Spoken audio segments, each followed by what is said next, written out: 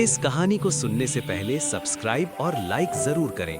ये कहानी है उस गांव की जहां सूरज खेतों से पहले जागता था, जहां मिट्टी की खुशबू में मेहनत बसी थी और जहां एक छोटा सा फैसला पूरी जिंदगी की दिशा बदल देता है। गांव का नाम था बेलापुर। बेलापुर कोई नक्शे पर चमकता हुआ नाम नहीं था। ये गांव सरकारी फाइलों में पिछड़ा कहलाता था, लेकिन रिश्तों में अमीर था।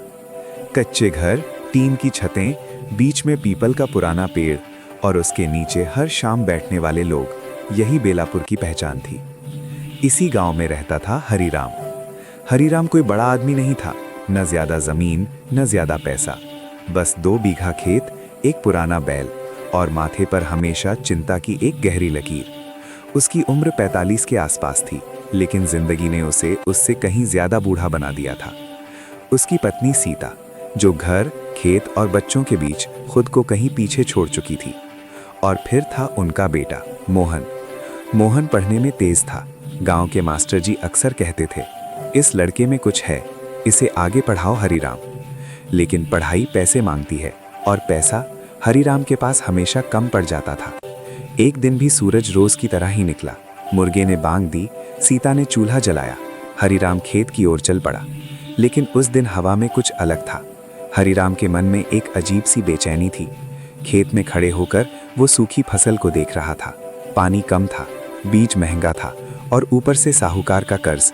उसके मुंह से अनायास निकला, भगवान अब क्या होगा। उसी समय गांव में खबर फैल गई। सरकार की तरफ से एक योजना आई थी। कहा गया था जो किसान अपने नाम पर जमीन दिखा देगा उसे बड़ी मदद मिलेगी। गांव में हलचल मच गई। कोई खुश था, कोई शक में और कोई उम्मीद से भर गया। लेकिन हरिराम के मन में उसी पल एक छोटा सा विचार जन्म ले चुका था। वो जानता था उसके नाम जमीन कम है, लेकिन उसके चाचा की जमीन अब भी कागजों में खाली पड़ी थी।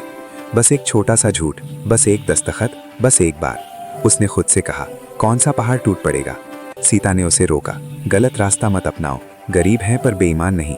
लेकिन मजबूरी अक्सर नैतिकता से ज्यादा तेज बोलती है। और हरिराम ने वो कागज भर दिया। एक छोटा फैसला, एक झूठा दस्तावेज। उसे नहीं पता था कि यही गलती उसके बेटे, उसके परिवार और उसकी पूरी जिंदगी को एक अलग दिशा में मोड़ देगी। कुछ दिन बाद बेलापुर की हवा कुछ ज्यादा ही हल्की थी, जैसे गांव ने रात भर कोई राज छुपा रखा हो और अब सूरज के साथ उसे बाहर निकालने वाला हो। पीपल के पेड़ के नीचे असामान्य हलचल थी। पंचायत भवन के सामने लोगों की भीड़ लगी थी। किसी के हाथ में फाइल थी, किसी की आंखों में उम्मीद और किसी के चेहरे पर डर कि कहीं नाम छूट ना जाए। उसी भीड़ में हरिराम भी खड़ा था। उसकी हथेलियां पसीने से भीगी थी। वो बार बार अपनी जेब टटोलता, जहां वो कागज था जिस पर छूट लिखा था। वो खुद से बुदबुदाया, बस आज का दिन, पैसा मिलते ही सब ठीक हो जाएगा। पंचायत सचिव ने गला खंखारा। मेज पर कागजों की मोटी गड्डी रखी। भीड़ अचानक चुप हो गई। सरकार की योजना के अंतर्गत उसकी आवाज गूंजी, जिन किसानों के नाम सूची में हैं, उन्हें पहली किश्त आज ही मिलेगी। नाम पुकारे जाने लगे और फिर हरिराम, पिता लखनराम, उसका नाम।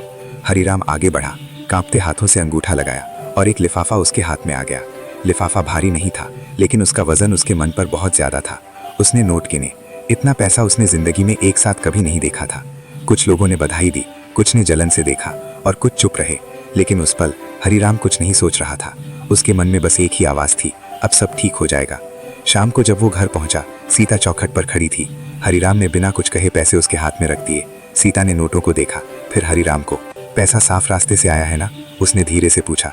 हरिराम ने नजरें झुका ली। सीता सब समझ गई। पैसा जरूरत पूरी कर सकता है, वो बोली, पर पाप नहीं धोता। हरिराम चुप रहा, क्योंकि अब पैसा आ चुका था। मोहन को जब पता चला, उसकी आंखें चमक उठी। बाबा, अब मैं शहर जाकर पढ़ सकता हूँ। हरिराम ने सिर हिलाया। उस रात मोहन ने पहली बार शहर का सपना देखा। बड़े कॉलेज, नई किताबें और एक अलग दुनिया। और हरिराम ने भी सपना देखा कि उसका बेटा उस गरीबी से निकल जाएगा जिसमें वो खुद पूरी उम्र फंसा रहा। लेकिन हर सपना किसी न किसी कीमत पर पूरा होता है। रात गहरी हो गई, पूरा गांव सो गया, लेकिन हरिराम जागता रहा। पैसे पास थे, लेकिन नींद दूर थी। उसे बार बार वही कागज याद आता, वही झूठ, वही अंगूठा। उसने खुद से कहा, बस एक बार, इसके बाद कभी नहीं। पर जिंदगी एक बार को अक्सर आखिरी बार नहीं मानती। पैसे के साथ इज्जत बढ़ने लगी, सपने बड़े होने लगे और वो गलती धीरे धीरे जड़ पकड़ने लगी। इस कहानी को अंत करने से पहले मेरे चैनल को लाइक और सब्सक्राइब जरूर करें।